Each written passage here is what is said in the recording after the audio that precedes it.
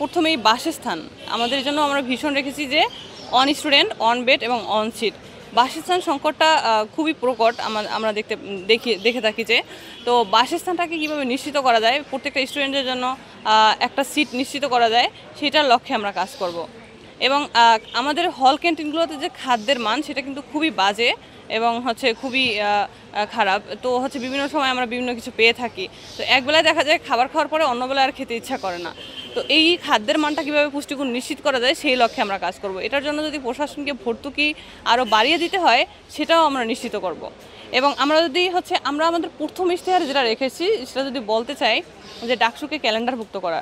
এই যে ডাকসুর পিছনে কিন্তু একটা লড়াই সংগ্রাম করতে হয় ডাকসুর নির্বাচনটা নিয়ে আসার জন্য, যে আমরা যেমন এই যে 2025 সালের ডাকসুটা সেটা নিয়ে আসার পিছনে কিন্তু একটা অনেক লড়াই সংগ্রাম আছে।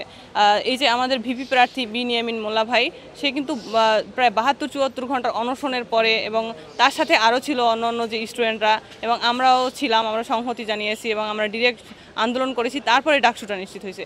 এইটা যাতে আর না করতে হয়, এটা যাতে ক্যালেন্ডারভুক্ত হয়, প্রত্যেক বছরই এরকম একটা উৎসব মুখর পরিবেশ আমরা দেখতে পাই, সেইটার জন্য কাজ করে যাব। এবং এই যে স্বাস্থ্য ব্যবস্থাটা, আমরা যদি স্বাস্থ্য ব্যবস্থাটা দেখতে যাই, ঢাকা ইউনিভার্সিটির যেমন পুষ্টিগুণ খারাপ, সেরকম স্বাস্থ্য ব্যবস্থাও খুবই খারাপ। দেখা যায় যে আমাদের ইন্স্যুরেন্সের জন্য টাকা নেওয়া হয়, কিন্তু আমাদের যে মেডিকেল সেন্টার সেটার কোনো উন্নয়ন আমরা দেখি না। তো এটাকে কিভাবে প্রশাসনের মাধ্যমে এই মেডিকেল সেন্টারগুলোকে উন্নত করা যায়, এবং আমাদের ক্যাম্পাসে কিন্তু আপনি কোনো মেডিসিনের কোনো দোকান দেখবেন না। তো আমরা এটা নিশ্চিত করতে চাই কীভাবে বিভিন্ন কর্নারে মেডিসিন কর্নার নিশ্চিত করা যায় এবং দেওয়া যায়, সেটা নিয়ে আমরা কাজ করব, যাতে স্টুডেন্টরা খুব সহজেই তাদের সমস্যাগুলো থেকে মুক্তি পেতে পারে এবং স্বাস্থ্য উন্নয়নে কাজ করতে পারে। আমরা অলরেডি কিন্তু কাজ করেছি ওই শিক্ষার্থীদের স্বাস্থ্য নিয়ে। যেমন ধরেন, আমরা ভেন্ডিং মেশিন, নারী শিক্ষার্থীদের ভেন্ডিং মেশিনের যে আগে ছিল সেটা সংস্কারের জন্য কাজ করেছি, এবং নতুন 5টা ভেন্ডিং মেশিন প্রতি যে ঢাকা ইউনিভার্সিটির 5টা হল আছে, সেই 5টা হলে কিন্তু আমরা স্থাপন করেছি ভেন্ডিং মেশিন। সেটা ডিজিটাল পদ্ধতির ভেন্ডিং মেশিন আমরা স্থাপন করেছি। এবং আমরা যদি ক্যাম্পাসের নিরাপত্তার কথা বলতে যাই, যেটা আমি অলরেডি আপনাদেরকে বলেছি অন্য মিডিয়াগুলোতে, যে ক্যাম্পাসে কিন্তু এই যে অবাধ চলাচল, ভবঘুরে, পাগল, তারপর বহিরাগতদের একটা যে অবাধ চলাচল, সেটাকে কীভাবে নিয়ন্ত্রণ করা যায়, এবং বিভিন্ন ধরনের যে গাড়ি বাইরে থেকে আসে, যেমন ইদানিংকালে দেখতেছি যে আমরা বাসও ঢুকে যাচ্ছে, সেই গাড়ি ঘোড়াকে কীভাবে নিয়ন্ত্রণ করা যায়, মানুষ বহিরাগতদের নিয়ন্ত্রণ করা যায়, এবং স্টুডেন্টদেরকে বিভিন্ন হয়রানি থেকে বাঁচানো যায়, সেইটার লক্ষ্যে আমরা কাজ করতে চাই।